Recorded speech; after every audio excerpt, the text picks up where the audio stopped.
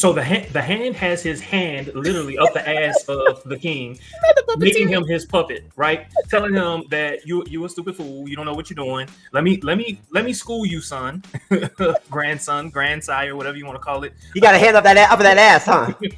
Hey, folks, MCU's Bleeding Edge of the house. And you know how I like to start the show off with, keep things very interesting and very exciting and entertaining for y'all. So just to start things off, this is a new Olympic event that Jermaine's already checked out. They're adding the Olympics right now this year, right? That I wanted to, show this off to the panel, right? So we can just get the show going.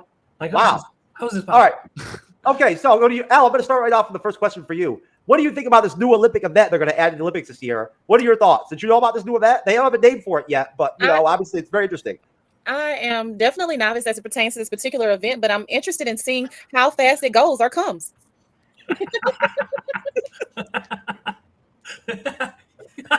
He said he was already behind, so he had to speed it up. Speaking of behind, there you go. Did you see how euphoric he was there too? Like talking like an extra boost of energy. Yeah, shit. So, what do you think, Dom? You think that's what do you think that's the new direction for the Olympics, right? I only have one question. Where can I sign up? Oh, you actually want to my only question. Oh. I have never more wanted to participate in a sport that involves running than I have now. Well, I would only participate if there has to be a real woman in the bed for me. As long as it's real woman. Real. As long, they look pretty real to me. No, those are dolls. Let's see it again. I'm telling you, those are dolls. I thought they were real too at first. I thought they were real women, but they're dolls. What's up, Andres, the pop culture guy? Hello, everyone. Sorry about that. You're an insult for me. You're late, so you get to like be on the periphery of the conversation and shit for a minute. What's up? Pretty good. Anyways, Jermaine, there. I'll play one more time for you, brother. I know it's real deep shit. The person in the middle is moving. It's moving. The person on the bed in the middle is moving. How hard he's doing it, like that. That was 7, 8 inches. People. That's how that dude was putting it down. What do you think, Brittany? You think this is a good new event that they're adding the Olympics here this year? I think it's going to bring a lot of eyes to the Olympics that have never watched before. Do you have any thoughts? They're finally going to be able to be sponsored by Pornhub. Finally. Do you have any thoughts on a name for the event? Anything you can think of off the top of your head? It's a tough one to name. I don't know. I need to consult ChatGPT first. Okay, I was about to say, check out ChatGPT first. I'm just a pop culture guy, sir. I know you've seen that video before, so I mean, do you have anything to add, sir? Before we get into the House of the Dragon, season 2, episode 1, breakdown here. Any thoughts on the new Olympic event? First off, that was not an event. It's just some stupid sexual video you probably found from TikTok or whatever social media you're in, sir. So let's move on and let's get into the War of the Dragons, folks. Come on, we're here for that. Oh, now it's the War of the Dragons? Okay, I see. I see how it is. I thought it was the Dance of the Dragons. Oh, yeah, that too. I don't know. Some dragons popping and locking up in here. Yeah, if I say Dance of the Dragons, you guys think that the dragons are literally dancing? Like... Well, I mean, it could be interpreted as such based on their movements. So. They should add you to the intro of the show. Right there, that part you did right there, Andres. They can blend you right in off that. So, Jermaine, you're over here to go ahead and bust off, right, these 8-episode recaps with us over at the MCU's Bleeding Edge over on Monday show, the Bleeding Edge Report with Dom and Andres and I. Tell us a little bit about your new YouTube channel. That's new to me. I know it's not new. This is reality. But it's new to me just because I really don't know a lot about it up until just the last couple of months, right?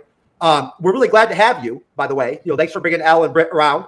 And we are intertwining these recaps, folks. So we're going to be sharing information here and whatnot and everything. And Jermaine will be putting the shows up on his channel as well as on our channel. We'll have shows up on each channel. We're going to hold it down and make sure that we're equal and we bring in people from our team for each show. So everybody has three people, 3 slots they can fill, including ourselves, me and Jermaine, and that's everything is equal across the span. But Jermaine, tell us a little bit about your channel, and then I'll go over to Al and Britt real quick and say hello. Oh, okay. All right. So Fantasy is Reality and also Tip of the Tongue. All right, Tip of the Tongue Talks. Actually, there are 2 channels. But basically what we do is we cover a lot of fantasy, science fiction, and also, some drama, especially period pieces. That's Brittany's favorite. That's her gem. So that's pretty much what we cover. And right now, what we're covering is Interview with the Vampire. And of course, lots of people are talking, buzzing in our comments. Had about 25 comments on just one video. As a result, I know you're doing well. I've been paying attention because I've been watching those shows too. Yeah, since we started, just Interview with the Vampire gained a small YouTube channel, just got started. But we gained about 30 subscribers as a result. Yay! Oh, yeah. Good shit. And he also appeared on the Bleeding Edge 2 or 3 times too during that time period, folks. Don't lie, Jermaine. There you go. You know how the game works, baby. So, El, it's nice to meet you. It's nice to introduce you to the Bleeding Edge, and I was really looking forward to meeting you and having you on the show with us tonight. Do you want to tell anybody out there in the Bleeding Edge audience about yourself before we start kicking it real and getting fresh up on this House of the Dragon shit? Hi guys, it's your girl Elia, just here for all things fun and of course the debauchery. I'm always here for laughs, love, and just lots of fun and all kind of weirdo shit. So I'm here for it. Happy to be here. That's right. For real. Who's not? You got to be down with the weirdo shit. Brittany, unfortunately, has been on the Bleeding Edge before, but it was during the Willow series. So tough one. It was not a good time for Brittany to be on the show, unfortunately. But her mom came on with her one time. That was dope as fuck. She was off the chain too. I never told you about that, Andres. Brittany brought her mom on the show. This shit was hilarious. Camilla had a fun time. Wow. Your mom First name is a basis with your mom. That's listener. how you know your mom's a badass. Wasn't she lit too? Camilla had a little sip. She had. Yeah, I thought so. So, Brittany, welcome back to the MCU's Bleeding Edge. It's been how long now? What? Like a year? Year and a half? Yeah, last like time you came out. Mm-hmm. I know it's been a long time. It's good to see you again. Nice to see a familiar face. Oh, so, thank you. Dom from Talking TV podcast on YouTube channel is rocking all the episode recaps throughout the whole season with us, along with Andre the Pop Culture Guy. It's good to have you guys. I'm glad that we're all finally here. So I'm going to start off before I go ahead and play the intro for the new intro for season 2. I'm just going to start off with an opening question, and I'll go ladies first on this one. So I'll start with you, Britt, and then I'll go over to you, El. What are your thoughts? In retrospect, looking back on season 1, I know we're talking going all the way back to 2022, and some of us haven't rewatched or anything like that, But as far as you can remember, looking back, Britt, what are your remembrances of season 1 that you carry over into season 2? The beef between Alicent and Rhaenyra. They were best friends at first, and then coming from best friends to Alicent marrying Rhaenyra. That's how you say her name, right? Rhaenyra. Thank you. Rhaenyra. Welcome. How you're saying Rhaenyra's dad, and so Rhaenyra felt some kind of way about that, and then Alicent getting mad because Rhaenyra had sex with Sir Cole, and finding out that her best friend didn't feel safe enough to tell her what she was really doing behind her back, and that's what led to Alicent calling her banners and getting ready to go to war. Okay, El, thoughts and coming off of season 1. All right, you said ladies first. I haven't seen any ladies yet, but I'll dive right in. So from season 1, shade, but I shaded myself too. So from season 1, I remember lots and lots of incest. They did not disappoint with all of the debauchery as far as it pertains to those things. I love the tension between Daemon and Rhaenyra in season 1. For me, that just kind of carried through. So as we've moved into season 2 to see, well, I don't want to dive into season 2. I like how he was trying to bang her since she was like 8 years old or whatever, Again, and here for the weirdo shit, like I said. So I'm kind of excited to see how things unfold between Daemon and Rhaenyra as we've moved into season 2. So yes, more incest. Yeah, you can't go wrong with incest as long as it's in the Game of Thrones House of the Dragon dimension, not our present dimension that we live in. Unless you live in Arkansas. I was about to say I used to live in Louisiana. I've been to Arkansas. I know all about the Arkansas shit. Y'all don't know. I used to live down there. I lived in West Monroe, baby. My daughter was born at Monroe Hospital. No. Yeah, I told you I used to live up there. Back when I used to have my heavy New York accent too. People did not like it. I was not very people. My guys were not fond of me down there. No. But Dom, what do you carrying over from season 1 into season 2? Well, I mean, for me, the biggest thing going into season 1 was still the baggage from the final season and how much that sucked and how much it sucked a piece of our souls. It felt like when it ended the way that it did. So naturally, I'm skeptical going into this prequel show now, which is based on Fire and Blood, which is not even really a narrative novel. It's more of like a history text about the entire history of the Targaryen family, and you're specifically on the Dance of the Dragon section right there.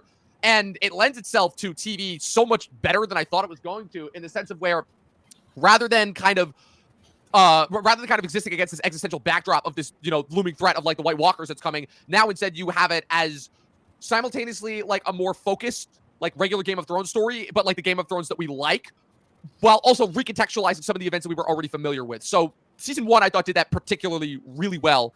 As far as now setting us up for this new season, which is primarily going to be a war season. It's kind of still following the same structure as the original show in that The odd seasons are kind of setup seasons, and those would usually be filled with more intrigue, more betrayal, more plot twists, versus the even seasons, which were usually a lot more action focused. Those were usually build-ups to these massive battle sequence episodes, your Blackwaters, your Watchers of the Wall, your Battle of the Bastards, whatnot. So this season is definitely it's definitely gearing us up for another one of those kinds of seasons, but in House of the Dragon fashion. So we don't necessarily know like kind of how the story is going to be structured this season.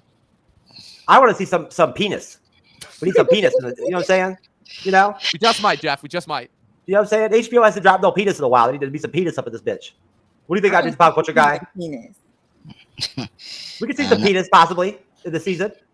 I mean, the guys say he knows his own, cock in the episode, so we had to ask, so it's gonna start.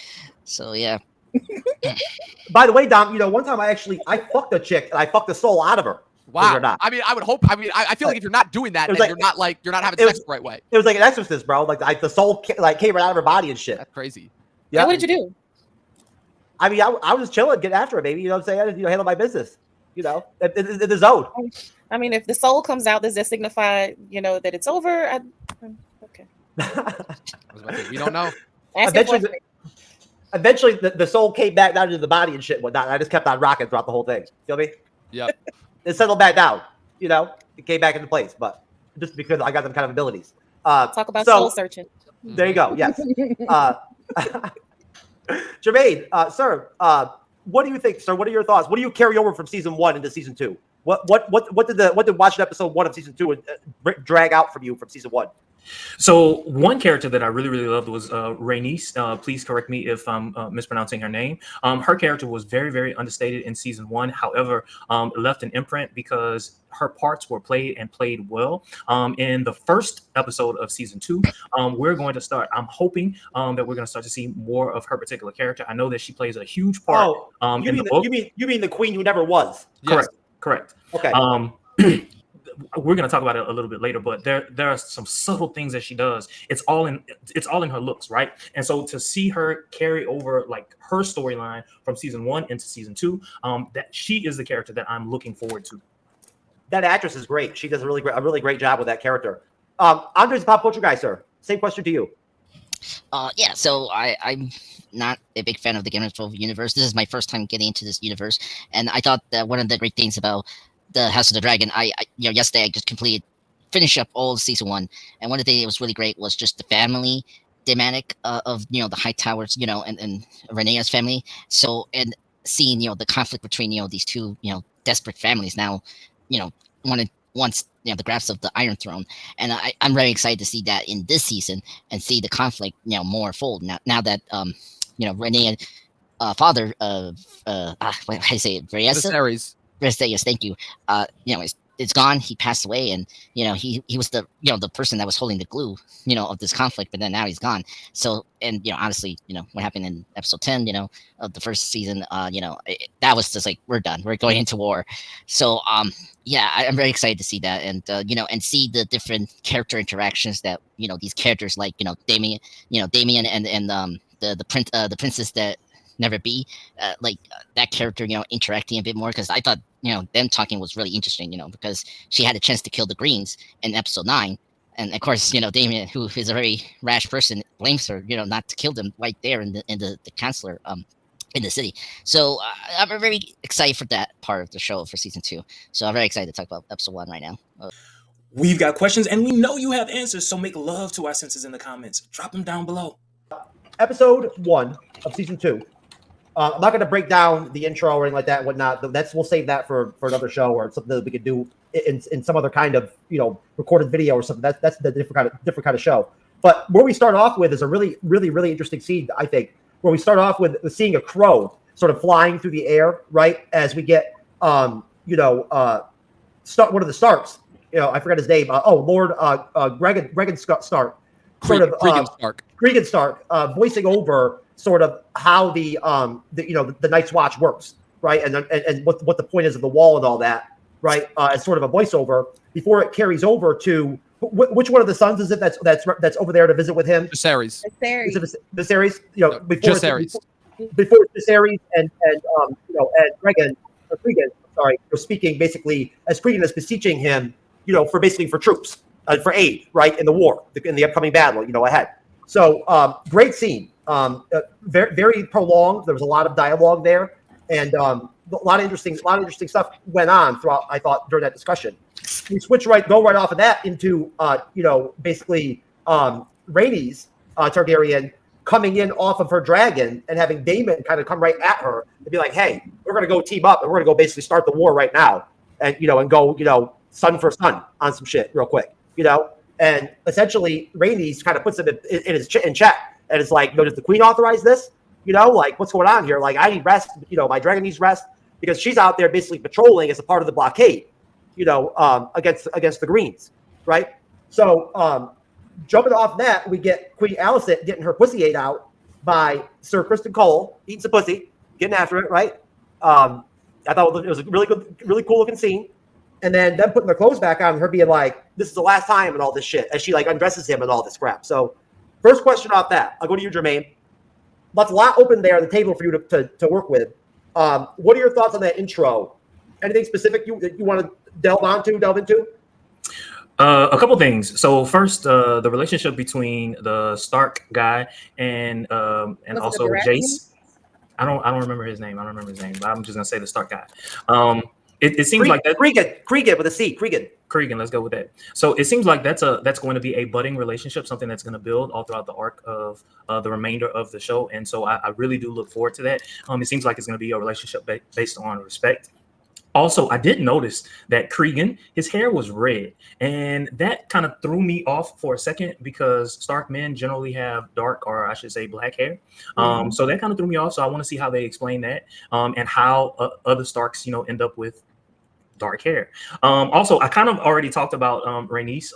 I'm in awe of her, her strength, her ability to, to notice when somebody is putting her in place, but choosing not to use words and still putting Daemon in his place. She is someone that you have got to watch. I loved it. I love that whole scene. She checked him. She said, "What did she say? Would you be the king? Or would that you were the king? Would that you were the king?" Like, that was awesome. And he, like, what could he say? What could he do? You're no one, sir. Exactly what he did. Nothing. Something else. And again, this is something that we're gonna get to, but he is the second son, right? And I guess he wasn't necessarily raised to be the second in line to the throne or whatever, but what I noticed in his particular character, he's very one-dimensional. He only responds to dominance and power and force, and he responds by being dominant and showing force. However, in this particular episode, I do see that he's learning a bit of a lesson. Okay, Andre's a pop culture guy. Well, I mean, first up, I was not expecting we were going back to the Winterfell. That was a really cool surprise, like just taking us back to a very familiar place for this universe, and so that was really cool to see how they are, prior to the main timeline and the Game of Thrones, and so that was really cool. What was it like in the main timeline in the Winterfell? They use criminals to help them with the wall, so this is different, from what we're going to see in the main timeline. So that was really cool to see. And, the conversation between Stark and Jaehaerys was really interesting, because I do agree with you, Jermaine. They're going to have a good relationship, because he didn't like do the Damien way of forcing things or like show fear. He came in as like a very noble leader, which is really great. Like, this, we have to point out, like, Stark brought up that you're one of the few that didn't like show off the dragon to like come to us. Like, you just came here like as this, the receiver and about the army and all that. And so that's a really good showing how Rhaenyra had teach her children how to behave as leaders.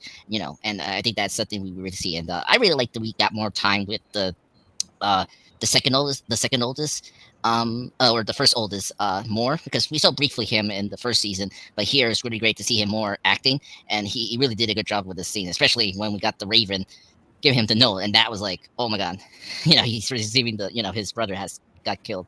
And then of course the scene, I kind of like they didn't bring up the last thing to wrap up that the Winterfell thing. It was great that they didn't talk about too much of the walkers. You call it the ice walkers. Because that's something that The White Walkers, sir, not the Ice White Walkers. Thank you, the White Walkers. Sorry. We can call the Ice Walkers if you want, sir. No, I just I want to respect this fandom and let me get these characters right. So yeah, the White Walkers, but that's something that it could be a rumor for everyone. It's like, or they exist, just like the dragons.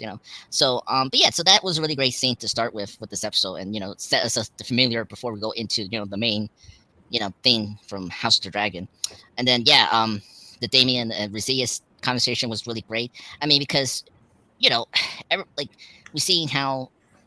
One thing I'm very curious to see moving forward to the season is the Damien and Rhaenyra relationship. They're a couple, but they're very far apart. Like as a marriage people, like Damien, just how he handles grief is very different from what Rhaenyra is because she's a woman. And I like how Rhea said, she's a grieving mother. Like how she's gonna, what is it like do her duties? She's a grieving mother right now. At this moment, where Damien, he just is a grieving person that wants to start war and not thinking clearly.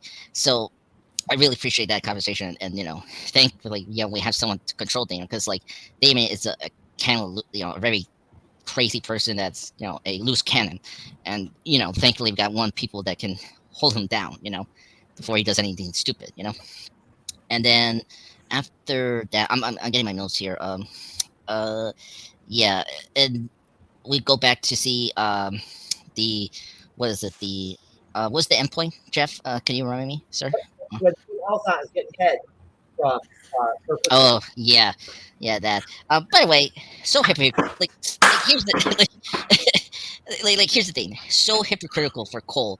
Like he complains so much as like his honor and his duty, and he's doing it again. Do you think he got laid? Do you think he got some pussy too? No. Like was it reciprocal? Like, what I'm saying? Well, No. was he just like straight eating her? Like that's it? Like, Yeah, like that? And actually, I question whether or not he really wanted to do it. It just seems like it was a duty, a task that he felt like he had to perform. Yeah, He definitely got in there. If you think about the rest of the episode, yes, he did. He absolutely did. Yeah, I mean, because they're fucking later out of the episode. You know what I'm saying? So like, yeah, obviously they fucked. Yeah, well, and you remember, I know it's a long time, but you remember in episode 10 or episode 9 of first season when they were trying to find Aegon in the city, and she like came to Cole like, please, it's your duty to find him, and like she did it a very like romantic, like seduction. Motherfucker, you just watched season 1 like and finished it a couple days ago. Us House of the Dragon veterans over here and shit and whatnot. We don't have time to rewatch that shit. All this bullshit. Oh, Jeff, you know what I'm saying? Fuck you. I'm God. the whole people here. I do. To bring this conversation because like she was on to Cole like from day one, like just being seduced into him and like you're mine now, my friend. I'm gonna use you whatever I want, and it's like, come on, Cole, Cole, he's such a stupid person. Anyway, sorry, but yeah, that's my thoughts. I thought those sequences were really great and just pulling us back into the House of Dragon in a great way. Okay, Brittany. So I agree with a lot of what Andres, is that how you say your name? What you were saying. And Cole is very problematic. And he's one of those characters that is super complicated. I think he's the most fucked up out of everybody in the show because he is 1 minute has this honor that he's supposed to uphold as a gold cloak, where he's not supposed to take a wife, not supposed to sire any kids, not supposed to have relations with any women. But Alicent is contradicting herself and is having sex with him. And from the start, if you look back at season 1, she's been wanting Cole the whole time. And the minute that Rhaenyra gave him up, she was like, ooh, he's my dick now. And she don't care that she's sharing dick with her best friend. She wanted him from the start. So that's kind of problematic to see that. Alicent, you know how it gets down like that sometimes with best friends like that. They be sharing dick like that. That's how it goes. No. Best friends do not share dick. That's poly. That's being poly. And that's okay if that's your preference. Nothing's wrong with being poly. But best friends do not share dick. Okay?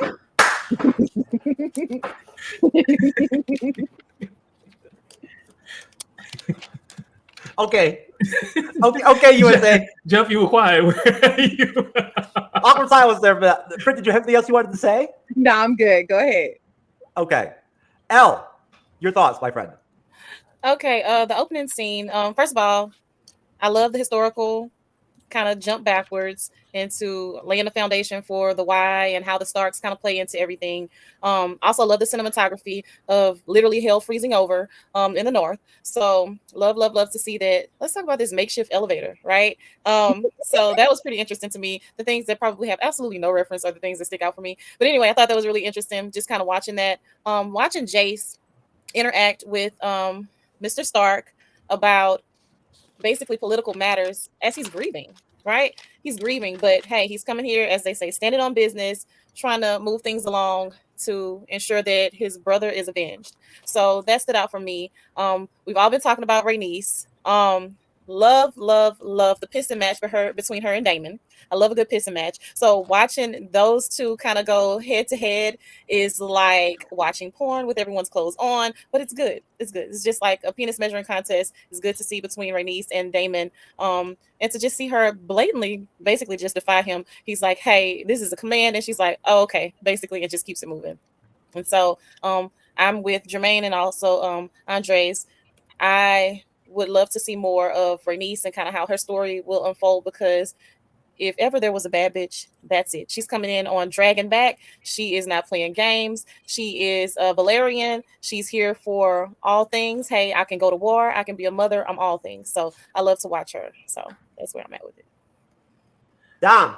Yes. All right. So my thoughts. Sorry, I was definitely not at all zoned out there. Yeah. So opening scene, Winterfell. We got it back. They promised we were going to get it. We got it. We got our introduction to Cregan Stark. I was saying this on my show last night about how I like how kind of what they're doing, and in terms of the recontextualization of Game of Thrones, is they're kind of taking a lot of the characters that we were already familiar with in Game of Thrones and kind of retooling them a bit for some of these newer characters we've got. You know, like I was making some pretty direct one-on-one comparisons to them. And I mean, with Cregan, it's like, oh, so this is like, it's like a young Ned Stark. You know, they're even having him talk like him. He's carrying around ice. You know, I'm like, oh, so this is what Ned Stark ideally would have been like in his prime. And it was interesting watching, you know, Jace interact with him, you know, kind of rekindling a lot of the, a lot of the history that the Stark and the Targaryen families had together, you know, and especially given in its direct contrast to, you know, Torrhen Stark, the king who knelt to Aegon the Conqueror so many years before the events of the show. Now you have, obviously, you know, Jace recruiting Cregan to assist in their efforts against the Greens, and you ultimately have, unfortunately, you know, for all those who are familiar with Fire and Blood, you know, I won't go into specific details as far as what happened, but Cregan Stark and the Stark forces do play a massive, massive part in the final act of the Dance of Dragons, the Hour of the Wolf, for those who are familiar. As far as the other two major events, I just wanted to say that there's been a supreme lack of appreciation for Olivia Cook and just the absolute pure acting chops that she does, like just getting eaten out, turned every which way but loose. I mean, come on, that is acting right there, if we have ever seen. And then also, what's it called? I mean, it sucks the fact of, you know, Rhaenys, you know, not unfortunately having the screen time that she deserves, because talk about making a big impact with so little time. I mean, her relationship with Daemon is one that we didn't really get a chance to explore a lot of in the last season, really. You know, kind of the only real interaction that the two of them had was at the end when he chewed her out for not, you know, cooking the greens with Meleys as she should have.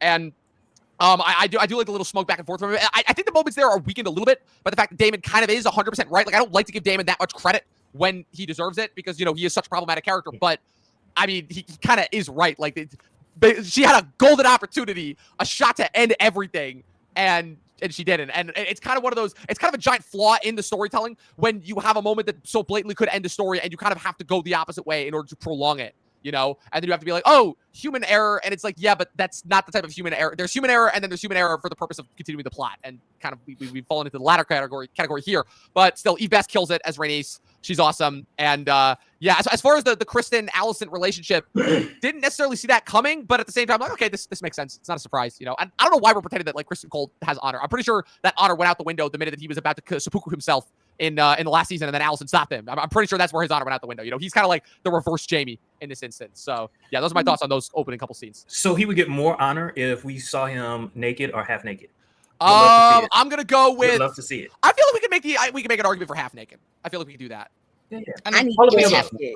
I need full naked. Oh, okay. So you need the full on, just Full showing it all. on, half Monty. Yeah. For real, what good is half? Yeah, true. Go all the way. Go. Well, I mean, you know, Go big or it's go a, home. it's a, well, I was about to say HBO. It's whatever it is, Max, whatever it's called these days. Yeah. No, you got to give credit. HBO is the bomb when it comes to that shit. They don't give a fuck. Oh, yeah. HBO they show penis and fucking, you know, vagina and everything all the time. They don't give a fuck. I'm here for it. Everybody seems to I'm here forget for it. that we were introduced to Tyrion Lannister in the first episode getting a blowjob, which is, again, one of the greatest ways. I personally think that should be a requirement for every character that you want to introduce on every TV show going forward, even if it makes no sense at all. Just introduce them getting a blowjob somehow. You'll never forget it. I mean, you do have a point. I forgot it. I did not. I forgot about Tyrion. I didn't forget about his character, but That's what I'm saying. You'll never forget Tyrion. Fuck yeah, baby. Hey, cool bro. What's up, baby? Let's do it. Anyway, so back to episode 1. All right, so we get a small council meeting, and before that, we get Aegon, the new Aegon, going to one of his his sister wife or whatever, wanting his son to take him to to high council and all that shit. And she has almost like a vision, almost, or like she has she's like she's not worried about like a premonition. She's like, I'm worried about the rats or whatever, right? And we go off that into the small council meeting, which I thought was a really great scene. I love the actor that plays King Aegon. He's great. I really enjoy him. The meeting is great. I love Otto Hightower. I love the actor that plays Otto Hightower. Coming off the small council meeting, we get the foot fetish dude, right? Larius or whatever, strong or whatever, meeting with Larius, meeting with Alicent. And then we see her bathing, and she prefers to bathe herself. Like she bathes away her bath bathes or whatnot, so she can like scrub herself with all this shit. So which you can make what you want of that. So that's right there. Another question. Go to you, Britt, first. What were your thoughts on everything that went down in that small council meeting, right? And then the conversation between Alicent and old foot fetish dude guy, and then the bathing scene and all that. Okay, let's do one at a time. So the first one is with the council meeting. So with the council meeting, I thought it was really cool to see how the King Aegon brought in his son, because he wanted to have, in my opinion, he wanted to have his son have a different experience than what he had growing up, because his father never brought him into the council meetings, or we didn't see that. And so now you're seeing him bring his son in instead of bringing in his daughter. He brought his son in. And then also he's trying to make him a badass. And he knows that, what was the name of the guy that he was messing with? Tywin Lannister. Lannister. Okay, Tywin Lannister. So he was messing with him, trying to get him to give him a pony ride in the middle of his meeting. And it's like he's trying to get his son to act badder than what he normally is and pushing the envelope a little bit. And his mom, Alicent, is like, okay, chill out. We need to focus. We need to get it together. And then here comes Aemond. Here comes Aemond into the room. And Aemond is like the one who basically started this shit. And Alicent is like, why is he here? And Otto is looking like, what the fuck? What just happened? We're about to lose power. And they don't want to lose power and control over Aegon. So that's what I noticed when I first saw that scene with the council. And also, King wasn't that interested. What's the second question? The second question was the scene with the foot fetish guy and Alicent, where he tells her that he replaced all of like those people or whatever and whatnot. And they don't breathe the same air anymore as we do. Exactly. They don't breathe the same air that we do. She looked nervous, at the same time a little shocked that he actually killed them instead of just dismissing them from her court and replace them with people that he trusts. I think that when she was having the bath scene, everything was sinking in. And she was like, oh my God, what the fuck did I start? What have I done? Because he was also questioning her, like, why couldn't I come see you this morning? What were you doing? And she's looking like, anyway, none of your fucking business. And then what's the third question? Oh, just the bath scene. If there was anything you had to say about the bath scene. Yeah, that's it. Okay. Dom. Yes. All right. So a couple things I want to talk about here. Firstly, kind of our major reintroduction / recontextualization of Aegon, really, who, again, is one of the characters that we were really only introduced to, not the second half, really the last couple of episodes of the first season due to the time jumps and other incorporated characters. We obviously met both him and Aemond as children in episode 6, along with Jacaerys and Lucerys, but by nature of the fact that they were then recast for young adults and the actors that are portraying them now, the actors portraying Aegon being Tom Barney, who actually was in Dunkirk as well. What's it called? I like that we actually get to know who Aegon is as a character now. We actually get to see his multiple sides, his layers, and I like how for a character that they've set up as pretty much being the next Joffrey, this is I mean that's kind of who they modeled him after. It's pretty obvious. It's nice to see that it's almost kind of the total opposite, where he's rather somebody who actually wants to be a good king and does want to, kind of ensure that his sons are ready for it, even if he doesn't really know how to do it. He's somebody, it's a character that I never thought I would see in Game of Thrones. It's a character who's painfully aware of his flaws and trying to become better as a result of it without having to go through a crazy traumatic event. Obviously, unfortunately, that's not the case, given that this entire episode is kind of the fallout from Lucerys' death. But I just really thought that kind of character examination was really great. And then as far as the small council scene and Alicent, really, I mean, Alicent, as we know, is a character that, despite her anger for Rhaenyra, I think kind of the intrigue of her character is that she is somebody who ultimately wants things to remain peaceful, because for better or for worse, she knows that when things are peaceful, things are typically better, especially given that that's a time that her and Rhaenyra grew up in, Now, obviously, she is somebody who actually has the foresight to understand that her actions when she was younger had a direct hand in this. But at the same time, she's also somebody who is almost like a Carmela Soprano in the sense of where she can kind of rest her laurels on the fact that she is trying to, be good in a world that seemingly is holding her back. And while obviously, that puts her basically in direct contrast with Otto Hightower, who is pretty much the opposite, where he's somebody who has encouraged this conflict, knowing full well what the outcome was going to be. And instead, Otto is taking the approach of, oh, I'm just surrounded by guys who don't know what they're doing. And that's why everything's kind of turned to shit, when that's not the case at all, I did those are the observations that I'm getting from the Hightower side, the Green side, that again, it's these little details and moments that really, really do set to make things special. And it's almost like too, they're trying to compensate for the fact that, the Green solo episode of the finale last season kind of didn't have a whole lot going for it other than, Rhaenys escaping on the back of her dragon at the end of it. And but yeah, so that's kind of my thoughts on that section. Okay, Elle. Okay, so for me, with King Aegon, I love the dichotomy of this character. You have him being the leader, and then you have him being kind of childish, bringing his child into this meeting and basically beckoning for this child to act up, be horrible, do all the things, and I can do this simply because I have power. I'm doing this because I can. And so I don't know the actor's name right off the top of my head, but he does an amazing job of being bratty, of being entitled, of being all of these things. So I love watching it. Like I said, he's in power, and at the same time he's being childish. So I love seeing that. Additionally, with Alicent, you have her being this young grandmother, and so she has a seat at the table, but then in this instance, not really. She's almost kind of silenced in a way. So you're seeing the struggle that she's having at this point. She's trying to correct the behaviors, but kind of sort of being ignored at the same time. So that was interesting as well. And what was the other question you asked? There was one more thing. There's a scene where she has a conversation with the foot fetish guy, and then there's like a bathing scene. Yes. So Larys is the ultimate creep. I love watching him. He's such a weasel, right? So if I had to equate him to any animal, it would be a weasel. He really, really is just that. So he's that guy that makes your skin crawl, but at the same time, he has so much dirt on you. He has the inside track. He's also very cunning. So you need that type of character. So I love watching him all the while my skin is crawling at the same time. So Alicent is kind of experiencing that with Larys. He has a lot on her. He knows a lot.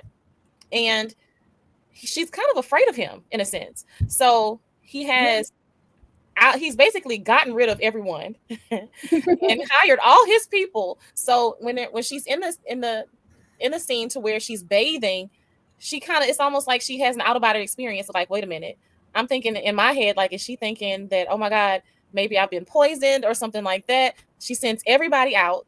She's like, I'm not doing this. Like, no, she's like, she has an epiphany. So she's just really creeped out by Larys. She really absolutely is. So I think she is in essence afraid of him. He's a very, very dangerous character. Do you think she felt dirty because she was fucking Kristen Cole too? I absolutely do not think she felt dirty. I feel like ideally that's what you would want to think that she feels. I don't think she feels dirty at all. Not in the slightest. Her skin is crawling because of the Weasley Larys and how he has to basically be a part of whatever she has going on. It is a lot less for me to do with Kristen than it does to do with how Larys is just Weasley and cunning, and she needs him, but she doesn't want to need him. But no, I don't think it has anything to do with Kristen. She doesn't feel dirty. She likes being a dirty little slut. She likes that. She enjoys that. Nice. Way to end it. You ended it really good on that one too. Andre's a pop culture guy. So the what is it? The standing, Lord Standing, the one that's sleeping.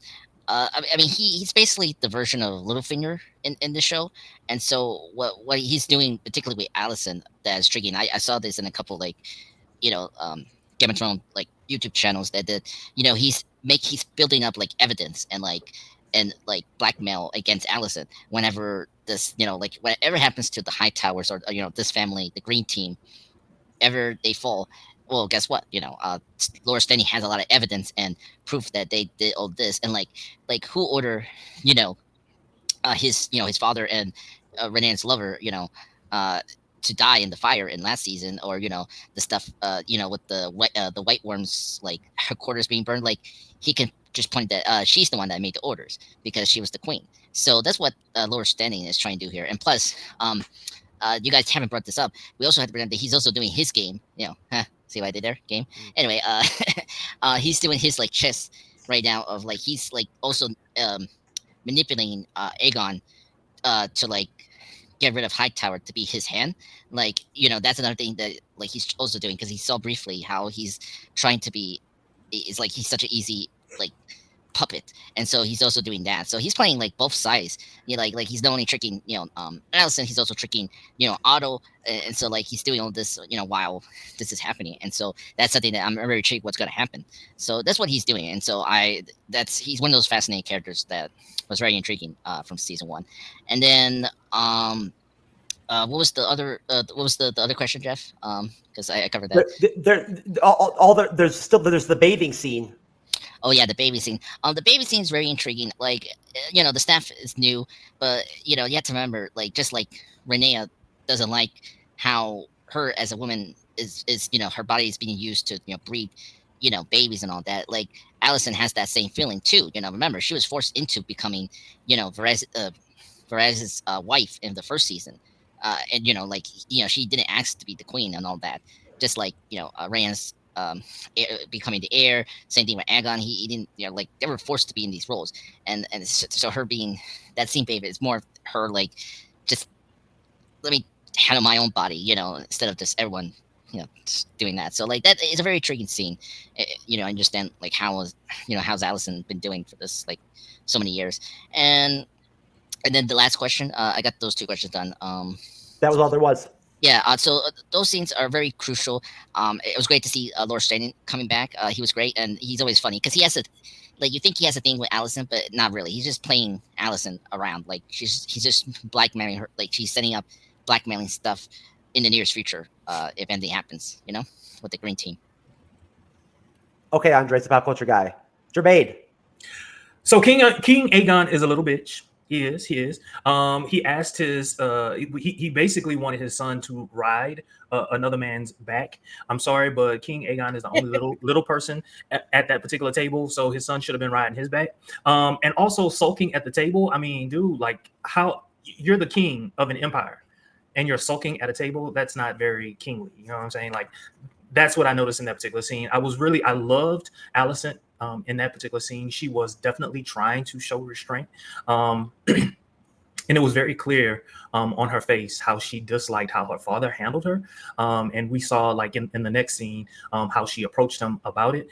Their conversation, I don't know if I think that's all part of the sequence that you laid out, but the conversation that the two of them had, he basically said, hey, I didn't see it from that perspective. And that makes total sense. I did wonder, however, whether or not he was placating her in that particular moment. Just, saying, yeah, I'm with you. I understand what you're saying. Just to flip the script. There was something that she said at the end of that particular conversation that had me thinking, he's probably going to do something not as forceful, not as violent, but he's thinking about something. I don't know what that might be. Also, Larys.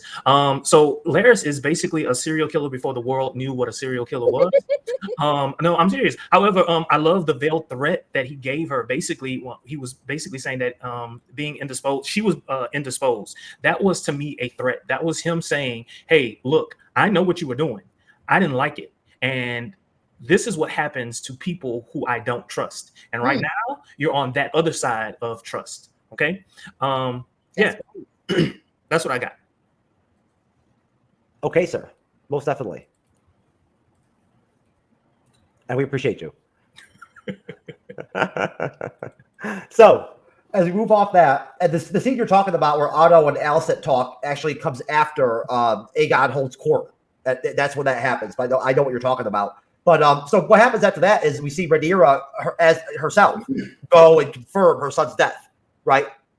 She goes and confirms her son's death on her own. I wasn't really able to make out, or I really wasn't sure what remains she found of him. Was it just clothing? I couldn't really tell. Clothing and clothing. the That's dragon's all. wings. Yeah, that's what I thought. I think it might have been the harness is what it might have been. Like the harness, Okay. which, he may have sat in before he got, chomped out of the sky. Because I mean, if you look at the angle that the jaws connected with the smaller dragon, like no piece of him survived, it would have been like chewed up, incinerated. Like it was only going to be pieces of the dragon that people were going to find to begin with. So we see her, it's a really depressing scene. We see her like mourning the death really in real life. And then we see Aegon hold court. I thought this was a really entertaining scene when Aegon held court. And him, Otto Hightower getting pissed off with him and whatnot throughout the whole thing. It was really dope. Then we get Lannies or whatever, Strong, go to see Aegon, right? Doing some more of his dirt peddling and shit like that and whatnot, trying to sway him away from Otto Hightower as his hand. And then we see Otto and Alicent speak. When Alicent's calling Otto out and being like, basically like, why are you cutting my balls off in front of all this room full of men? You know what I'm saying? Like, I'm trying to handle my business with my sons, right? And like, you're fucking me up. I can be effective on this shit. We need to work together. So I'll stop there. Another question. Go to you first, Al. What are your thoughts on Aegon holding court, Rhaenyra showing up on her own to confirm, her son's death, and then how do you pronounce the strong guy? Larys meeting with Aegon briefly before we see Otto and Alicent speaking. Like I just mentioned. Okay, so first of all, Aegon holding court, LOL. He is he is ill-equipped, ill-prepared. He's a child. He has a childish mind frame. He is not prepared to hold court. He wants to do well. He genuinely does. However, he is not. He's not qualified. He's absolutely not qualified. And to see Grandpa Hightower emasculate him was hilarious to me. I was watching it and I was just giggling the whole time. I'm like, he is sitting up here like, hey, I'm going to grant you this. You can have your goats back. No problem, buddy. And then for his grandfather to come over there and be like, so what are the dragons going to eat? Okay, listen, they knew what they signed up for. The dragons have to eat. So you have just told this man that you can have him back. Okay, so how the dragons gonna eat again? We need the dragons for the war. Dummy is basically what he says without saying it. So he has to basically eat crow and draw back what he just promised one of the common folk. So that was hilarious. Just watching him at court trying to assert power, but basically proving you don't have it, you're not ready. So there's that. And then the other question I believe you asked was about Rhaenyra coming back to have to confirm the death of Luke. So watching that scene, first of all, superb acting. Loose theories, yes. Yep. Yes. Superb acting in that particular scene. So just watching her, you have this person just from watching her from season 1, absolutely strong person, the things that she's been through, and then to have the death of her son confirmed, watching that was a lot. But also beautiful, beautiful acting. So very believable. I'm thinking these things are really happening. So I love to see those scenes from Rhaenyra. She's one of my favorites. I'm not gonna lie. I'm very biased. She's just absolutely one of my favorites. So to watch her basically, hey, I'm not gonna give up until I have evidence of my son's death on my own, which she sought out and found it, unfortunately. So I enjoyed that. And then the last question, give it to me again, please. Basically, there was also just the Otto and Alicent speaking together and having that discussion, where Otto, about how things went down in the small council. So Otto Hightower is one of my favorite people to hate, to love, to watch. And he's one of those characters that is a necessary evil. He comes off as very upstanding, but then, because you're viewing the show from the outside looking in, like, oh my God, this is a dirty bastard. He is absolutely awful. But I love a good villain. And I know maybe calling him a villain is a stretch, but to me, he's a villain, but I love watching him. So I think he is kind of pandering to Alicent, like, oh God, I didn't view it that way. At the same time, y'all are playing checkers. Hightower is playing chess. He 100% is. He is he's vested in his own interest, and he knows how to move and manipulate. And then you have Larys, that is this cunning weasel that is in the ear of King Aegon, like, hey, you really can choose your own hand. You don't have to have Viserys's hand as your hand. Hey, no problem. Just saying, this is what's available to you. So yeah, that's where I'm at with it. Okay, Jermaine. So the hand has his hand literally up the ass of the king. making puppeteer. him his puppet, right? Telling him that you a stupid fool, you don't know what you're doing. Let me school you, son, grandson, grandsire, whatever you want to call it. You got a hand up that ass, huh? Yes. That was that. Okay, so in the previous season, we saw that what was his name? King Viserys is Yep, you somebody. got it. Yep. All right. So when Rhaenyra offered up an opinion, basically, the king basically had to say, "You're new at this. You'll learn." Yada yada yada. That was one of those moments. Except that this is the king now saying this, and he's saying this in front of everyone, not realizing that it has ripple effects, right? And so now he has to correct him before it becomes a bigger issue. So that was awesome to see. And since I talked about the other thing before, I'm going to end it there. Okay, sir. I'm just a pop culture guy. Yeah. So, just to make the questions, please, and the end, Jeff. Basically, the scene where we see Rhaenyra show up to confirm, Lucerys' death. Aegon holding court. Larry's seeing, talking to Aegon about, replacing, Otto as hand, and then Otto and Alicent speaking together, having that conversation that they have together after the High Council meeting. Yeah. Or after the court. Sorry. After the court. Okay.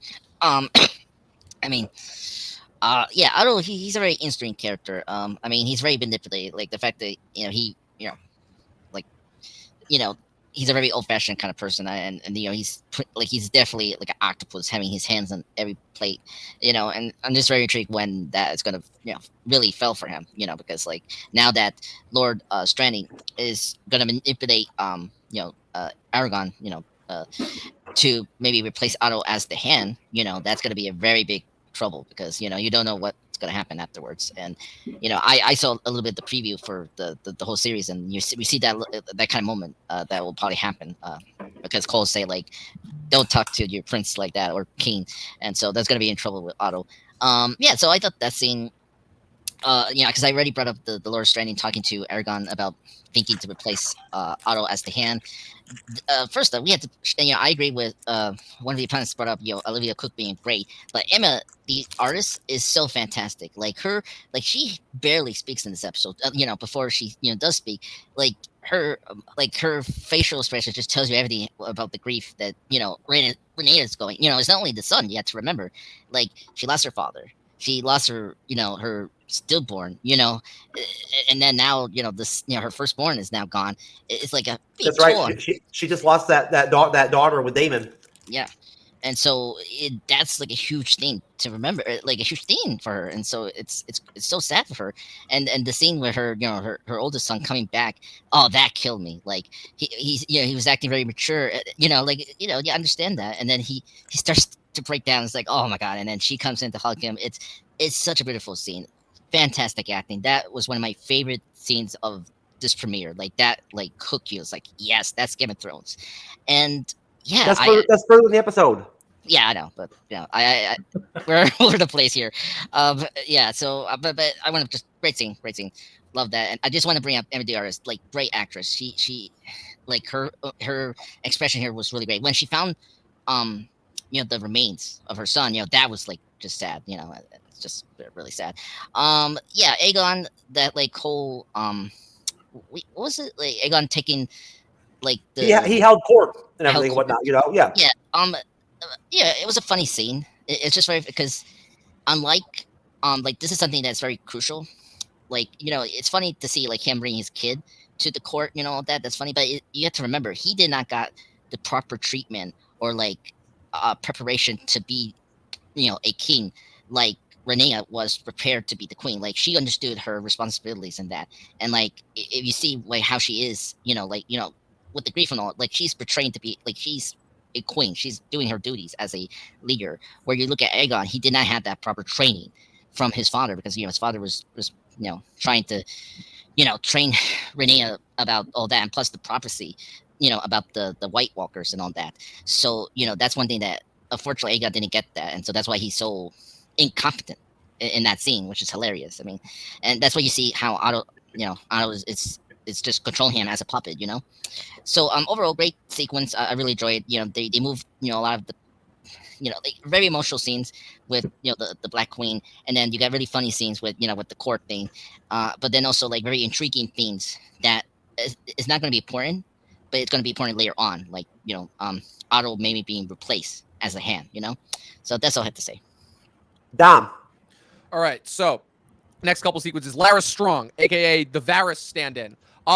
Good usage overall, kind of a little bit more of just reinforcing what it is that he's good at. Lara Strong was another kind of fringe character that's introduced that plays more of an important part later on in the war. But the biggest thing about Laris is that it's so tough because ultimately I think it's more so the veneer and presence that he brings, which kind of overshadows the actual action that he does, which I feel like compared to both of his predecessors in the original show, that being Varys and Littlefinger, he doesn't do as much. That's why it's harder for him to have as much of an impact for me. As far as the scene of Aegon holding court with the other commoners, my two big takeaways were not necessarily that he sucks at being a king, but rather that he's trying. He's trying to not only be king, but he's also trying to do well and trying best to honor his Viserys, who was known for being a good and fair and just and honorable king.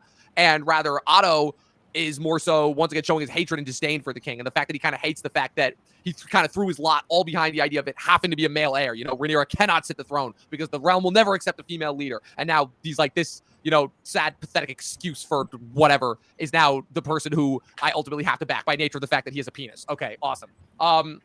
Then my big takeaway though from that scene was the fact that we haven't really talked about any of the introductions of the new characters as much because they're doing what they do in terms of like introducing them in very small bits. Like famously, there's been a bunch of news stories that have said that Cregan Stark, this is his only appearance in this entire season, and that they're saving him for the next couple of seasons. But for me, we get the introduction of one of the dragon seeds here, Hugh Hammer, in this scene, who for anybody who's not familiar with it, is going to end up riding the dragon Vermithor, who previously belonged to King Jaehaerys, who was king.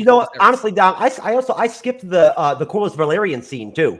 I skipped it. Right, and the thing about that scene is that's a lead up to another dragon scene, because the one that we meet there, Alan of Hull, his brother Adam is the one who rides Sea Smoke. He's the one that ends up becoming one of the dragon seeds. The big takeaway for me for that scene, the Corlys scene, is another connection to the book in the sense of where Adam and Alan of Hull were both rumored to be Laenor Valerian's bastards, but I was saying how the show was kind of clearing that up because that doesn't really make sense and match up age-wise because they look to be older than Laenor was when he died.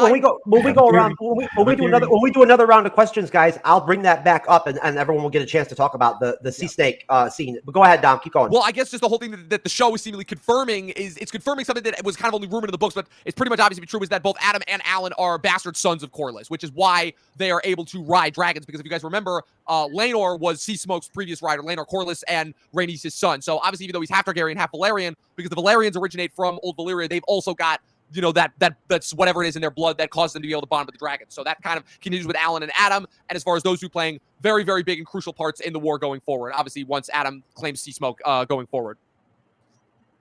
Brittany. All right. So I agree with all of y'all. Y'all had some amazing point of views. Amazing. I'm going to keep it short and sweet. The first part, whenever we were seeing Rhaenyra and she is coming down from her dragon onto the beach and she sees her son's dragons, Syrinx? Is Syrinx or Syrinx? No, that was well, her dragon Syrax, yeah. Syrax came down, and seeing the remains of the dragon's wing and the cape or the, what do you call it, Dom? I mean, I couldn't tell if it was a harness or a cape or it was some article of clothing that belonged to him. Exactly. It was the cloak, the cape they usually wear. I think that was what was the remains. Yeah, it was a cloak. Yeah. So when she saw that in the fishnet and how she didn't really react the way a queen would react, she reacted the way a mother would react. And it wasn't any words that were said. It was just straight physical. And that was powerful. That just shows how great of an actress she is. The next part, when they held court, I thought that was hilarious. And it also kind of showed this interaction between a grandfather and a grandson that you don't normally see. He's not really treating the king like his grandson. He's treating him like a problem, like he's getting on his nerves, like he's not fulfilling the wishes that he had in the king after Viserys or a grandson. He's treating him like an afterthought. Like, what the fuck? You don't know that you can't do this? How the hell are you going to feed the dragons? What are you doing right now? What the fuck is wrong with you? And he's talking to him like that. He's not talking to him like in reverence, like this is the king, this is my grandson. He's talking to him like he's an employee. And then Aegon and Larys.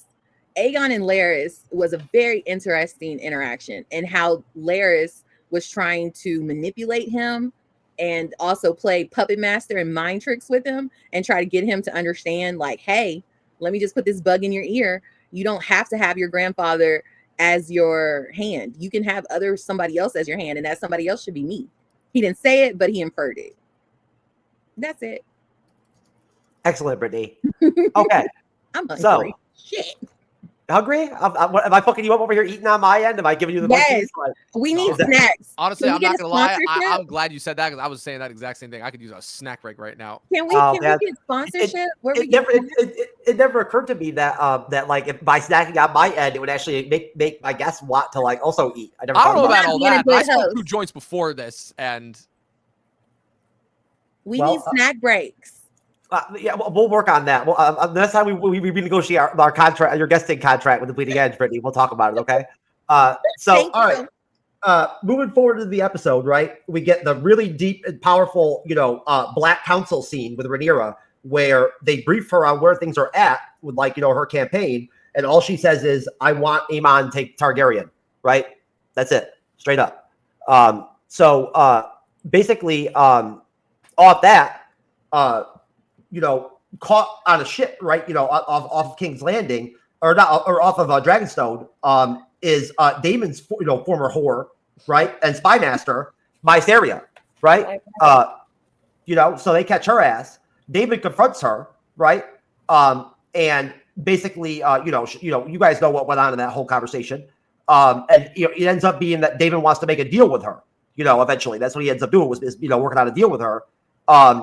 And now I mentioned before that I never mentioned to you guys about the sea snake scene, where we do see Corlys Velaryon, not needing a ship, having been saved and all that and whatnot. So that's wide open for y'all to talk about.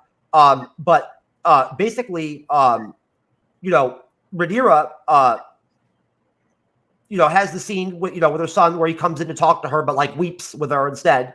Then they have a funeral, right? For Lucerys. And I'll stop there, and I'll do questions off of that, off the funeral. Before we go to Daemon going to King's Landing to hire, those thugs or whatever. So I'll start with you, Jermaine. Rat and cheese. Yeah, rat and cheese. Okay, so that's actually a lot to talk about. So let's talk about the White Worm. All right, so basically Corlys's men find her stowed away, and then it cuts to basically the next scene where Daemon is talking to her. He's quite upset, and what she attempts to do is she basically attempts to use logic to appeal to him. And what struck me in that particular scene was the fact that he was much more willing to listen to her than he was willing to listen to Rhaenys. Even though she was using logic, she was also appealing to him emotionally. But it was her who made him basically say, okay, all right, so all of these things are happening. All of these people are actually making sense. I can see it from their perspective. Let me take a second. Let me chill out. Let me, reevaluate, yada, yada, yada. It'll come up a little bit later. I said I wanted to talk about it. I do want to talk about it, but I wanted to basically state right here how he dealt with her, which was different from how he dealt with Rhaenys. And I'm thinking that it has a whole lot to do with the fact that this is somebody that he was banging in the past. Also, when Rhaenyra says, "I want Aemon Targaryen," Daemon all but nutted in his pants when he heard her say that, right? Because he's so ready to fight. He's so ready to go to war. I was very impressed when he decided to use subterfuge instead of an all-out attack. When he decided to use the rats, I was impressed by that. Like I didn't see that coming. And the reason I say that I'm impressed is because he's always shown belligerence, right? He just wants to fight. He wants to go at it. But instead this time, and I'm thinking, all of these people everywhere is coming at him, and they're saying, patience, be patient, be patient, be patient. And so he does something outside of himself, outside of the ordinary, and he decides to do that with the rats or whatever. All right. And yes, I agree with what people have said in the past. When Rhaenyra sees her oldest son, he attempts to, be the prince, right? He attempts to be the prince, and he attempts to tell her information, which is actually some good information that she really needs. But he breaks down crying, and instead of Rhaenyra being a queen, she decides to be a mother. That broke my heart. Mm-hmm. That broke my heart. I'm done. Brittany, Yes. your thoughts, my friend. You need me to Okay. really quick go back over what we're covering? Yes, please. Okay. From where remember we talked about how I skipped over the initial scene with the sea snake, right? Well, and his one like bastard son or whatever that is. Alan. Yeah, Yes. yes. I left that out. So there's that to talk about. Then the fact that they catch Mysaria, right, on the boat, right? And then there's the Rhaenyra Black Council meeting where she says, "I want Aemon Targaryen," and then basically Daemon confronting Mysaria and then making a deal with her, right? And that's where we're at. Okay. So I really like the scene between Corlys and his possible alleged son, Alan, and how he was talking to Alan and saying, thank you so much for saving my life. You didn't have to do that. And he was like, oh, it's my duty. And kind of took Corlys back a little bit, like your duty. That part, that was very interesting because I think that shows him like, you should have done that because we care for each other in some sort of way, in some little small form. We should have a bond, because he also gave the knife that was his heir's knife to Corlys, gave it back to him, and was apologizing for his heir's death. Then when we go to the scene with the council, that was power. Those were the only words she spoke the whole show. And that it just shut it down. Everybody was talking. Rhaenyra was talking. Daemon was talking. They were telling them the things that they can do in order to go to battle. And she just said what she just said, I want Aemon. And Daemon just was like, yes, let's go. Finally, let's fuck some shit up. I love that part. And then after that, whenever the White Worm and Daemon were talking, you could see the emotion that Daemon had for her and the emotion that she had for him. But she was basically saying, what we had in the past is gone. All I want is for you to understand that what I did was to survive. I didn't do anything out of spite to you. I was working with Otto Hightower because I wanted to survive. We had basically a partnership where I fed him information, and that information helped me be more than just a prostitute. It helped me have a come up in the world. And so that was very interesting to see how she was trying to explain her perspective to him, and how it looked like he had some form of empathy to where he kind of understood where she was coming from. And then the next part was my favorite part, where he went to we're not there yet, where he went to King's Landing. No, that'll be our final segment of the episode. Okay, I'm done. I'm done. I'm ready to get to that part. Let's go. L. All right. What we got? Feed it to me. Okay. We're covering everything in between when Rhaenyra has the Black Council meeting. It says, I want Aemon Targaryen. And then, the catching on the ship of, Damon's, former whore, Mysaria, right? David confronting her and then making a deal with her, working out a deal with her. That's where we're at, the episode. Okay. So let's go back to the kinship aspect. So I want his head. So she's related to him in more ways than one. So for me, just going down that rabbit hole is always very interesting. It makes for more drama because this is her brother. Or wait, am I saying it right? Hold on. Or stepson? Yes. Some type of kinship. Either way, he's responsible for her son's death. She wants his head. I don't care what it costs. Bring it to me. I'm not concerned about Alicent, her woes, none of these things. I want his head. I want it. So she is so grief-stricken that she's only concerned about vengeance at this point. And so that speaks to the power as well as the grief that Rhaenyra is experiencing. Yeah, but Al, we all watched season 1, and we all watched, at least some of us watched Game of Thrones. That's how they got down back then. You know what I'm saying? Like, it was like that. It was an eye for an eye, right? Like, that's how that's how they bang. An eye for an eye, and as we look at Aemon, quite literally, an eye for an eye, and what is it? A son for a son in this case, as we see as the episode title, yeah. Right, as episode unfolds. And so the next part of what we're discussing is, tell me again, I'm so sorry. That's totally fine. Daemon confronting, the catching of Mysaria, and then Daemon confronting her, and then working out a deal with her. So the White Worm. So we love a good horse tale, right? So she's I can't say a gun for hire, but basically pay for play, right? You want the information, give me the coin. At this point, she's been found as a stowaway, but she has the opportunity to give up information for her freedom. So we have the white worm, and she basically assists them or the rat catchers or whatever, in having this whole thing unfold to where I don't want to give away the rest of what happens before we get there. But anyway, we have her as a very, very important character into how this episode ends, with a very, very disgusting thing that happens later on and basically turned my stomach. But at any rate, will we expect anything less from Daemon? And so the white worm has a very important role, even though it seems kind of secondary initially. She has a lot to do with how things unfold, because she kind of and not kind of, quite literally, she says, hey, basically, I have no ties to anyone. Pay me for the information and go on. It's not a conspiracy. What you see is what you get. Give me the money, I give you the information, and it's as simple as that. Dom. All right, so I didn't get a chance to talk about Rhaenyra's direct reaction to Luke's death, and I mean that's just it was so weird for me getting used to the actor mid-shift in the middle of season 1. The shift from Millie Alcock and Emily Carey, who portrayed Rhaenyra and Alicent in the first half of season 1, to Emma D'Arcy and Olivia Cook, who portrayed the adult versions of them. That shift was going to be jarring no matter what, despite the fact that it was necessary in order to kind of really understand how much time had passed. But I understand that a lot of people, it was difficult to get used to Emma D'Arcy and her performance as Rhaenyra, but I mean, this scene just sells it completely. As far as Jermaine was saying, the fact that she, you're not seeing her as this ruler, you're seeing her as as a mother. And it's this choice, the decision of Luke's death that kind of motivates her throughout the war and turns her to maybe not the sympathetic party that we came to believe.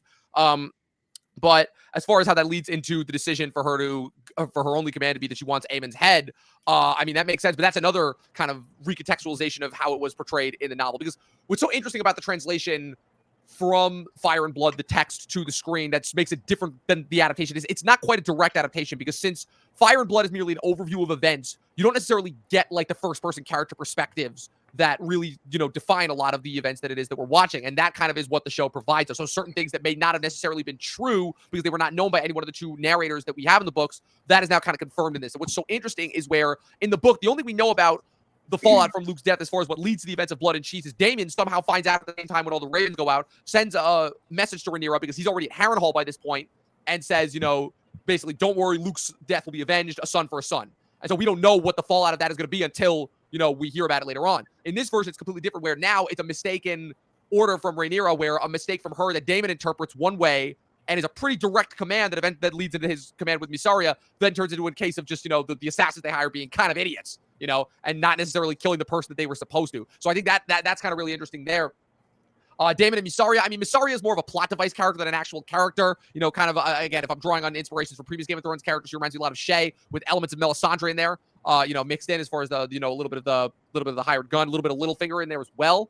So I thought that was pretty cool. And then also Jace coming home and just breaking down in Rhaenyra's arms. That got to me. And then the funeral where they're all throwing Luke's arms, Luke's stuff into the fire. I thought that was really, really tragic. Jace reminds me a lot of Robb Stark, for sure, in terms of a character that's got a lot going for him. Definitely has the potential to be a really, really good, solid ruler. Has a firm and steady head on him. And for those who've read the book, know that his end is not pretty, to say the least. But yeah, I'm pretty sure that's everything that happens in this sequence before we get to the final sequence. But just as far as Daemon goes, yeah, I feel like the Daemon from season 1 was kind of like this, you couldn't help but love him, even though he was giving you every reason not to. You kind of admired him in terms of he was the only one willing to back Corlys in his war in the Stepstones, but then obviously his lust for Rhaenyra and how his want for the throne put him at constant odds with Viserys, but ultimately how he was kind of always, weighed down by the love towards his family, and how that was really in direct conflict to his ambition for the throne. Now, here that he's got more of more direct antagonists for his lust, it is kind of interesting seeing how he's kind of being more of the vicious one versus the Greens, who were kind of the main antagonists and provocateurs in the last season. Now, this time, it seems to have shifted towards Daemon, because up until the end sequence of the Blood and Cheese thing, there still seems to be a chance the Greens might be willing to accept, okay, we fucked up. Maybe if we extend a hand, we can maybe sue for peace, versus the Blacks are all nah, game on. It's time for war. And I mean, the next sequence is kind of what seals the fate. Fuck shit up. Yep. Andres. Yeah. Yeah. So, Rhaenyra, me, the older son, I mentioned before, very beautiful scene. But one thing I want to bring up that scene is very important is the contrast and comparison between the Green and the Black family, because you can see how the parenting really is. Like Rhaenyra, despite her flaws as a person, she was a really good mother, and you see how Yeah. how she treats her kids. It's very like motherly and like very nurture. Where compared to Alice and her kids, like it's so cold, like you remember she slaps Aragon so many times, in the most awkward They situation. deserved it. Yeah, well, that's true. I agree. Yeah, totally deserve it. And plus, Helen, last season with the rape of that one of the maids, like the fact that she rug it up like that. Really, like you think you should like hold Aegon, you know, um, accountable with that horrible crime, and nope, no, he just was just like let it like slip past, and that was like wow, what kind of mother are you? And yeah, is it just like what kind of family is this? Like they're more they're like more fucked up than the black team. Like the black team is more like just noble family. So yeah, um, man, the funeral scene was so great, like so emotion. I was so happy. There was an issue from last season, the cinematography. The scenes were too much dark. Here, like thank God I seen like everything was clear. I can see the full scenes, and that funeral was so beautiful. Seeing the oldest son throwing, one of the pieces of Luke, and the little brother throwing that like toy. It was like very sad, and intercutting Allison doing the candle thing, which is a direct nod to the first season. She did that with Renee when they were young kids. So I really like that callback. And she, say to, the passing of 3 people, her mom, that was interesting. The husband, last season, Renee's father, and then of course Luke, the kid that got killed in with this conflict. That was her last person. She say and pray. So yeah, do you think that maybe the grain's going to be maybe changing? But nope, the blacks just wanted to attack, and yeah, and the first word she say is "Give me that," Emran Targaryen is like, oh my god, and put a smile on Damien. Yeah, it was like, oh shit's going down here, and yeah, I was like, oh yeah, we're going down to that path. His relationship with the White Worm is very fascinating. I mean, the White Worm, like, at least Damien is not as like I say like I don't know. Hearing from some characters from the Game of Thrones universe, he's like a midpoint between Jamie Lannister from Game of Thrones, and then through what other character I I guess Cersei Lannister. Like he's like an in between. Like he's very bad, but like he has noble causes. Like he's very normal, at least like family is like a very important thing for him, which I like. That's the one aspect I like about his character here, which he doesn't forget. Which I like. So I'm very intrigued, and yeah, I agree with you guys about the White Worm. She's going to be very important because she can help Renee, gain access and like spy on the Green team, what they're doing, and like that's how the advantage of the Black team. They know everything what's going on back then, back there, because the White Worm still maybe has some connections over in the city there. So I'm very intrigued where it's going to happen with the White Worm, and obviously when we do predictions, I can definitely see Damien and the White Worm back together, because we don't know how Renee and Damien's relationship is going to go for this season. So we'll see. Yeah. Last point, Jeff, because I covered the funeral and that. You're good right there, sir. Yeah. So I'm very excited to talk about the shocking thing that everyone's talking about. Okay. So moving forward, David goes to King's Landing and bribes his way into the gates. And we see Aemond and Sir Kristen, having like a personal war council before Otto Hightower comes in to have like a personal council with Aemond. We see Daemon do his business with the rat catchers and work out a deal with them. And, they find the king drunk with his friends and all this shit and whatnot, like on the Iron Throne, before they go and like basically find their way to killing what they believe is a son of Targaryen blood or whatever. Like I said, was their goal. And then who they end up killing, I believe, if I'm correct, is the daughter of Aegon's son. Was it the son? Okay, so they kill the son of Aegon, and that's how we go to black off that, right? Like they can't find Aemon, so they just go wherever they can get. It ends up being the wife that had the premonition that has to choose like which child to like for them to like to kill, basically almost. So I'll go to you first, Dom.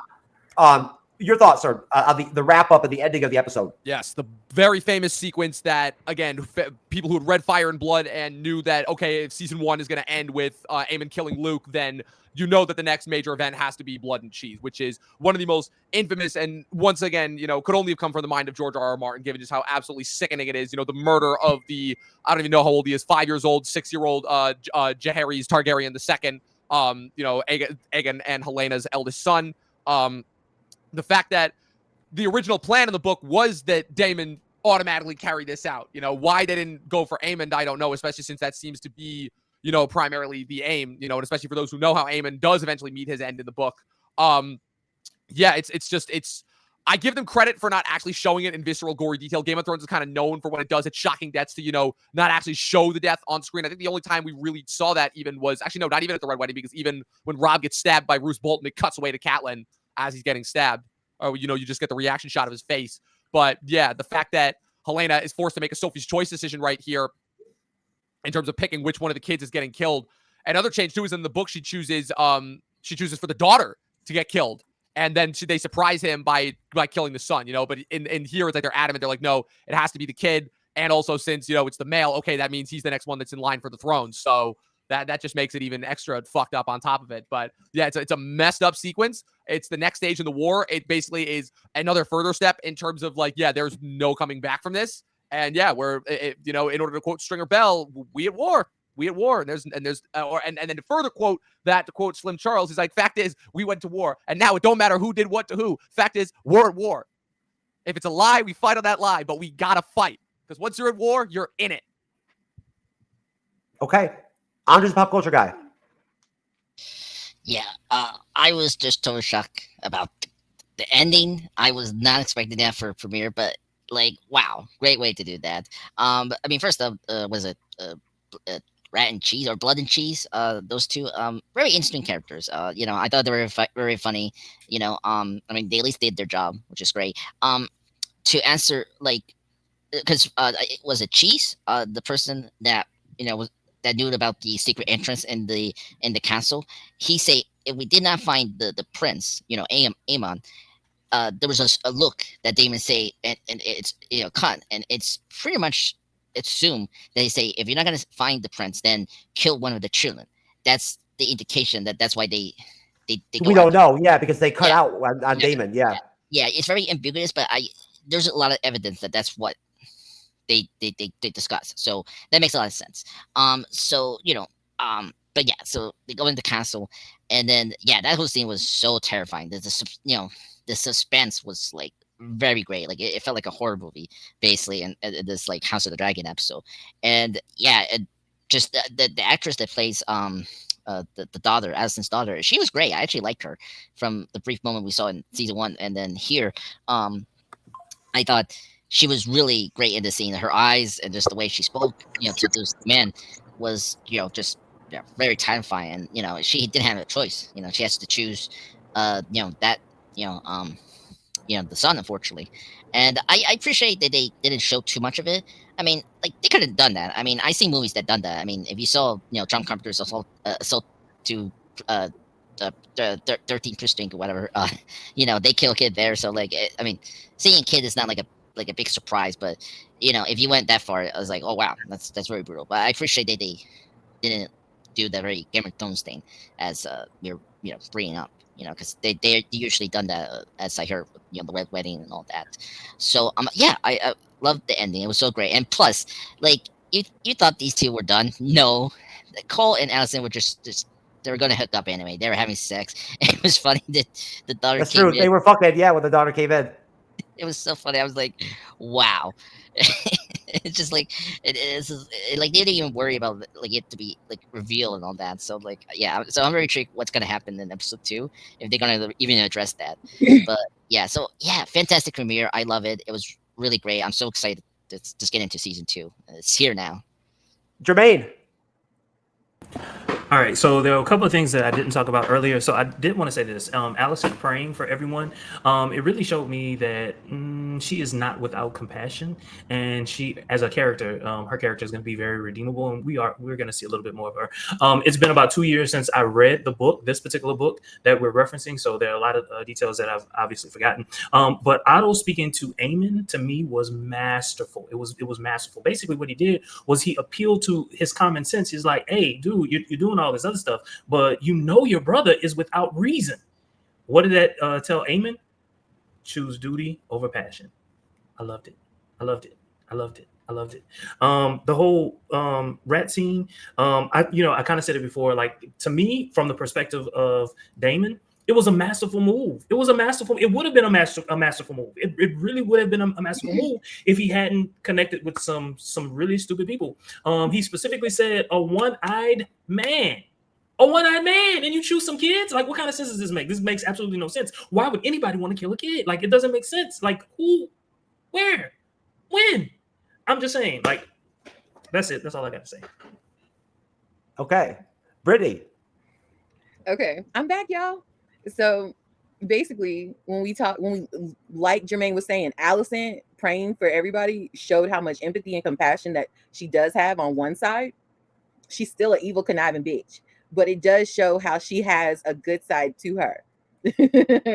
And then when we look at, I'm gonna just skip everything and go to Cole and Aemon. Cole and Aemon. I'm sitting here looking at Aemon play this war game where they're sitting here talking back and forth about what they're gonna do, how they're gonna do it, having drinks, having a bromance moment. And I'm like, dude, he's fucking your mom. He is a mom fucker. And you are sitting here just chilling with him and kicking. I like that. A mom fucker. Like, it does not matter. And I'm like, yo, Cole, you are so devious. You were just eating his mom's pussy out. And you were sitting here playing games with him. Like, what the fuck? And then here comes Otto, like, you need to go do your duty and get the fuck out. Okay. And then now we go to the next part. My favorite characters, because they're like Beavis and Butthead.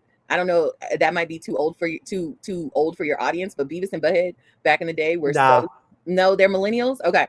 Beavis and Butthead were so funny. And that's what Blood and Cheese remind me of, is Beavis and Butthead. And how Damon is sitting here saying, I need you to go kill a one-eyed man. Kill a one-eyed blonde hair man that looks like me. Gave them all the description and asked him specific questions. Do you know the castle? Do you understand how to get back and forth through the castle? He's a really good fighter. I need y'all to understand that he's a really good fighter and he will kick your ass. So I'm gonna pay y'all some money up front. Are y'all ready for this? And they were like, yeah, we can do it. We got this. It's cool. I know the castle better than I know my own cock. Like, somebody saying that, you're like, oh shit, all right, maybe you do know you own game. You got this. And he's sitting there, gave him the money. Go ahead and go through the castle. Now, the part that made me mad was when they kicked the dog, because I love dogs. So I was like, damn, that's fucked up. Y'all wrong for that. Y'all down bad for that. But the next part, when they're going through, and it connected with me when, what's her name? What's the queen's name? Helena. I like Helena. Thank you, Al. I like Helena a lot. When Helena was like, yo, I have a necklace. The necklace is worth a lot of money. And they were basically like, fuck your necklace. I'll take that too. Which one is a boy?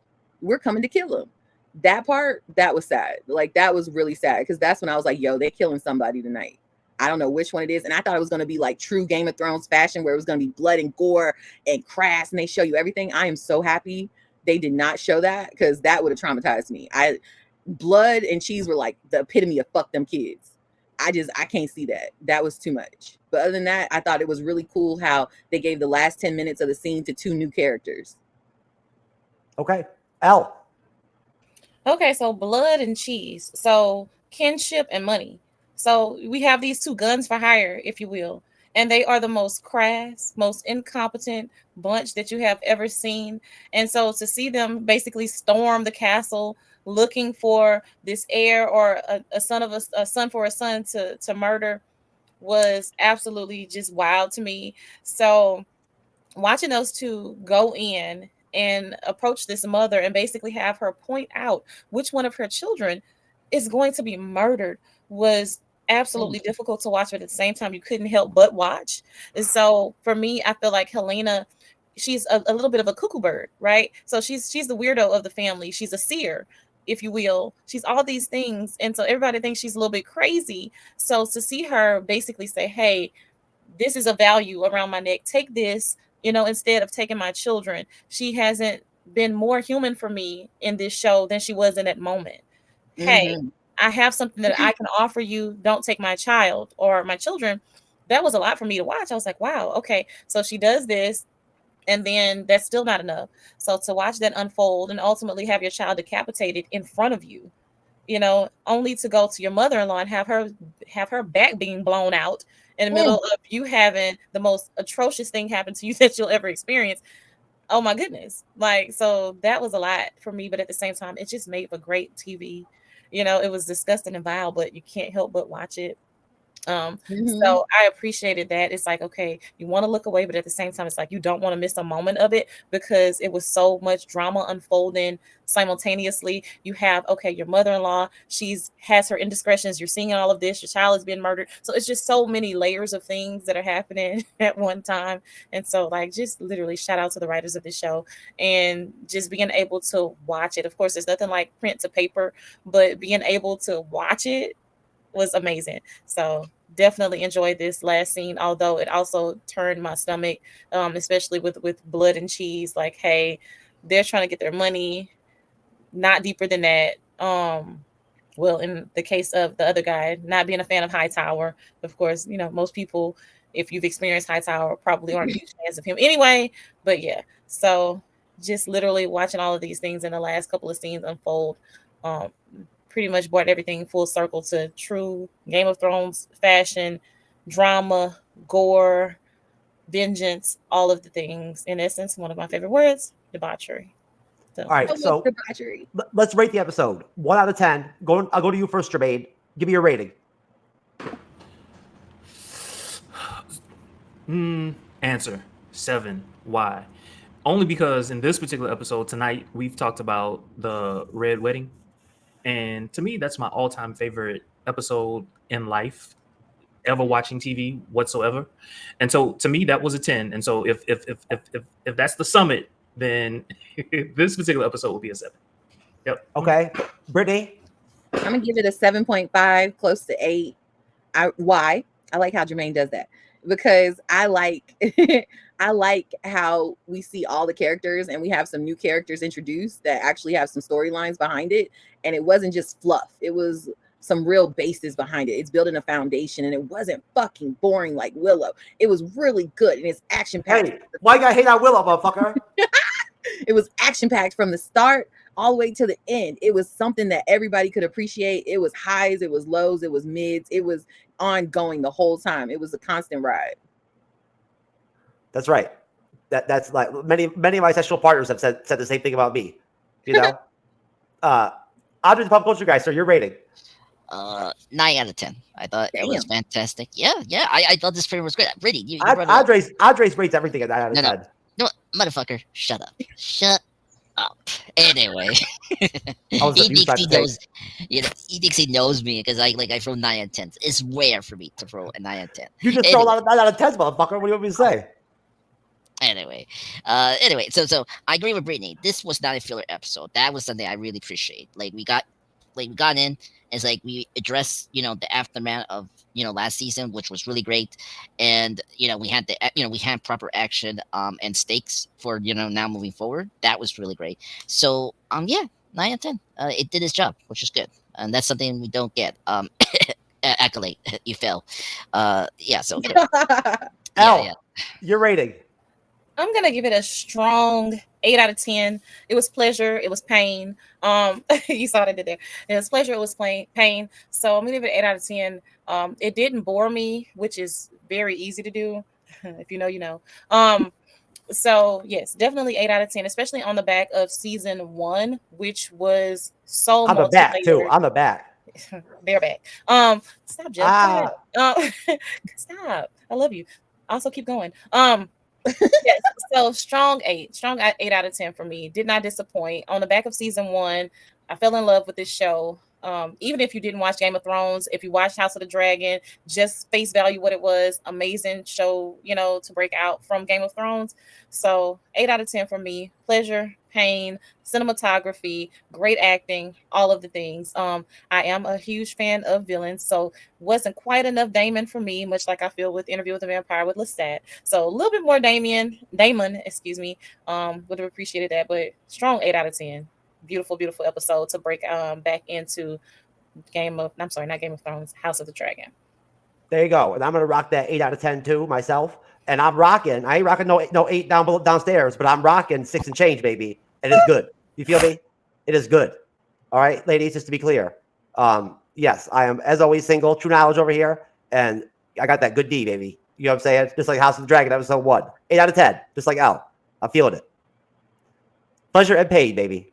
Anyways, so and bareback too, because like I told my son when we had that big talk, I was like, son, kind of take away all the feeling. You know what I'm saying? So anyways, all right, we're done. That's our first episode review of the House of the Dragon. We're over. It's history. We kicked the shit out of it. It's finished. We're gonna plug out of here. So I'm gonna start off. I'm just Pop Culture Guy. What is going on your YouTube channel, sir? Not much. Just here and there.